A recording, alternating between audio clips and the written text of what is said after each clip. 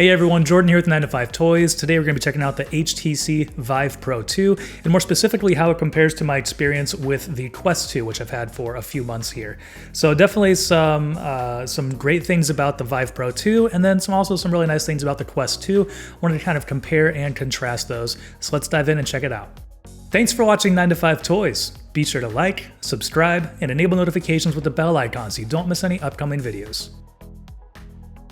All right, so first off, let's talk about some of the big differences between the Vive Pro 2 and the Quest 2. The Quest 2 is $300, and it's an all-in-one VR solution. It comes with the headset, and it comes with 2 controllers, and that's all you need to play any titles that are on the Quest store. And the Vive Pro 2 is meant as a PC VR system, so it's meant to plug into your computer. It has this like 15-foot long cable here, so you do have some nice room to move around.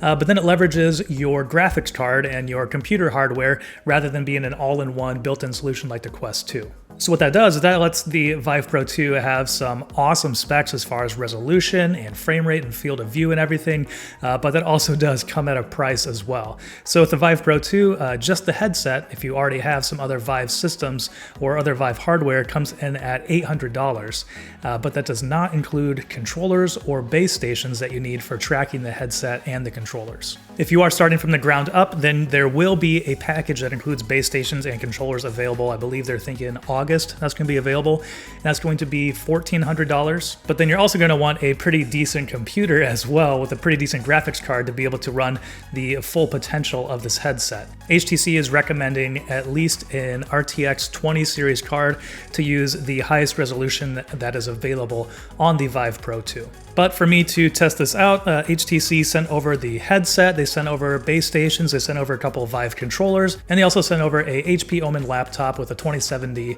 graphics card in it. So obviously plenty capable to run this headset. All right, so with that out of the way, let's move on and talk about some of the comfort of the Vive Pro 2.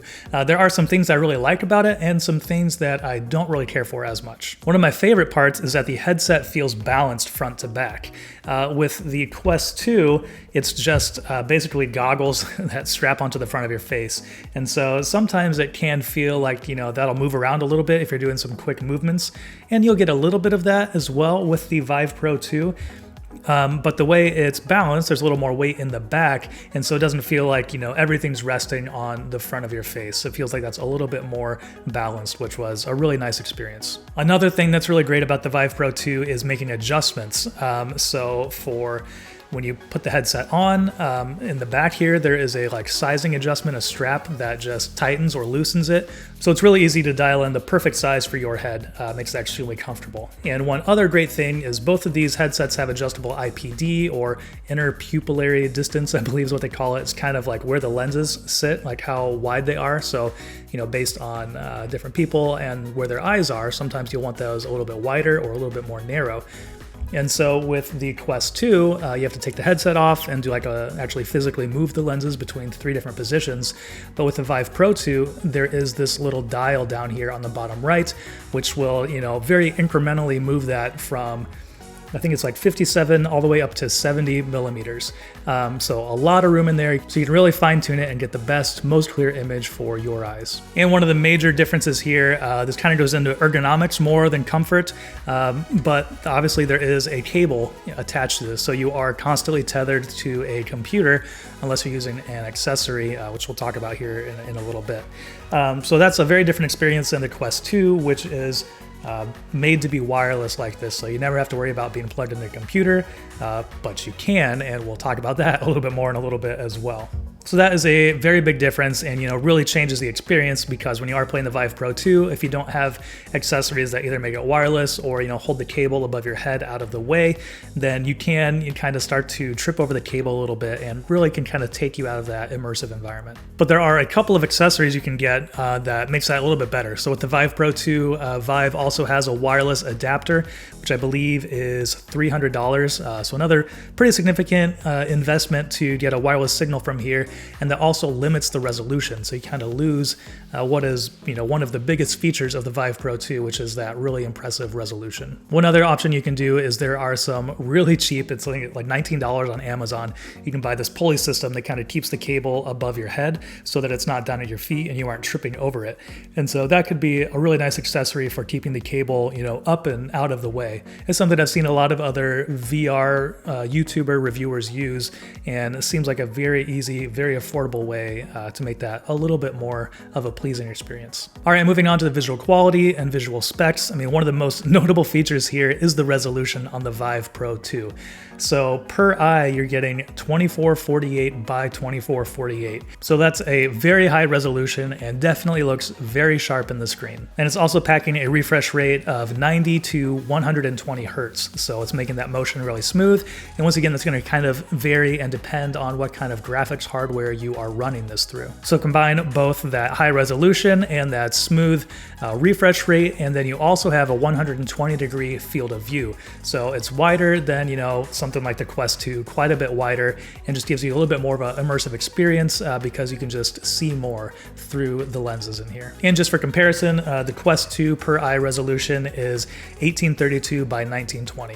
So less than the Vive Pro 2. I mean, I still feel like that's pretty commendable for a $300 all-in-one headset, when you think about the price of the Vive Pro 2 and all of the extra hardware that you need with this. And one other great premium feature on here is audio. So the Quest 2 does have speakers built in. They're built into the straps here. It's a really stealthy design and they sound pretty good. But on the Vive Pro 2, there are these adjustable speakers. And so those will actually adjust to sit perfectly flush against your ear. They can also flip out for when you're putting the headset on and off, which makes it a little bit easier to get that out of the way. But these really are a great sounding, pair of speakers, and it makes the audio on the headset sound very good. Playing Half-Life Alyx and Star Wars Squadrons, having a little bit more of an immersive sound experience in there is just really great. And it also helps, the Quest 2 is kind of open air, as you can see here, because the speakers are just in the straps here, and so there's nothing actually covering your ears. Whereas on the Vive Pro 2, they actually sit flush against your ears, and so that actually provides a little bit of passive noise isolation as well. So it kind of blocks out background noise and keeps you a little bit more immersed in the game. And real quickly, I wanted to talk about some other accessories for the Vive Pro 2. We did briefly mention that wireless adapter. I think it's like a $300 option, which, wireless play is definitely a great way to play VR. It does limit the resolution, unfortunately, on the Vive Pro 2, which is one of the biggest selling points. But one of the other accessories I want to talk about is that there is a facial tracker.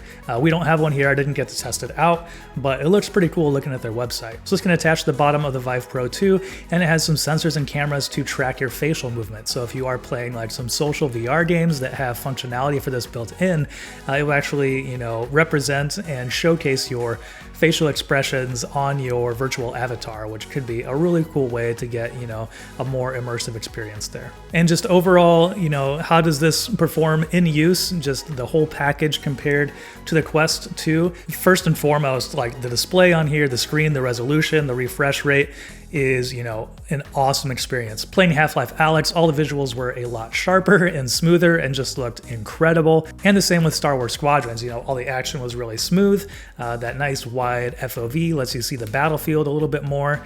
But the cable and the ergonomics, just kind of killed it for me with Half-Life Alyx. One thing that I briefly mentioned earlier is that you can still play PC VR games on their Quest 2. You can either use an Oculus Link cable, you can use a third-party app called Virtual Desktop, or Oculus has in beta right now their AirLink feature, which is basically the same as Virtual Desktop and lets you link the headset to a computer over your wireless signal. I've played through the entire Half-Life Alyx campaign on the Quest 2, and while it can be a little glitchy and laggy if you don't have the greatest wireless connection, the ability to play the game wirelessly is a great way to experience Half-Life Alyx. Although at the same time, the increased resolution and smoothness and just quality through the Vive Pro 2 was a lot of fun to see Half-Life Alyx and kind of that. It almost felt like a remastered version of it with a little bit sharper image. In another use case, playing Star Wars Squadrons, because you are more seated and usually facing just one position, the cable really didn't get in the way much at all playing that game. And So Star Wars Squadrons, both looked and sounded really great on the Vive Pro 2. It was an absolute blast to play. And one other thing that I quickly wanted to mention, Vive sent along 2 of their controllers, which is great. And I think you can use some other controllers as well. This isn't the only controller you can use with this headset. Like you can use the Valve Index controllers if you want. And unfortunately, I didn't really enjoy this controller very much. And maybe it's just because I'm so used to the Quest 2 controller. But even just looking at the size difference between the two, I found myself, hitting more things when I was using the Vive controller, even doing like reloads in Half-Life Alyx. I felt like I was kind of making contact with the controller. It also felt a little bit harder to reach some of the buttons. It was a pretty big gap, a pretty big distance between there. And just ergonomically, I definitely preferred the shape and feel and layout of the Quest 2 controller. So overall, wrapping up here, if you are in search of the best visual experience for VR, then you'll absolutely want to consider the Vive Pro 2. The resolution matched with that refresh rate and that super wide 120-degree field of view make it a great looking display. But if you're used to a wireless, gameplay experience like the Quest 2, if you're looking for something to upgrade, this is going to be a completely different experience because you are tethered to that PC at all times, unless you buy, the adapter or something else to kind of, mitigate that cable running across the ground. Vive Pro 2 is also quite an investment when compared to a capable all-in-one headset like the Quest 2. And for me, because you can still play PC VR titles on the Quest 2 with a free feature like AirLink, that makes it even harder to justify the Vive Pro 2. And like I said, that's just me, my, I guess, a little more frugal thinking. Obviously the display on the Vive Pro 2 is great, but a $300 headset that can also still play VR titles and, looks pretty good and is pretty comfortable, it's kind of hard to justify the upgrade for me. So while I really enjoyed the experience of playing on a great looking display like the Vive Pro 2, comparing the two headsets has just kind of re-solidified how impressed I am with what the Quest 2 has to offer for that $300 price point. And that'll wrap up our review of the HTC Vive Pro 2 compared to a Quest 2 owner. Let us know what you think about it down in the comments below. Thanks for watching. If you enjoyed this video, please give it a thumbs up and consider subscribing. This is Jordan with 9to5 Toys.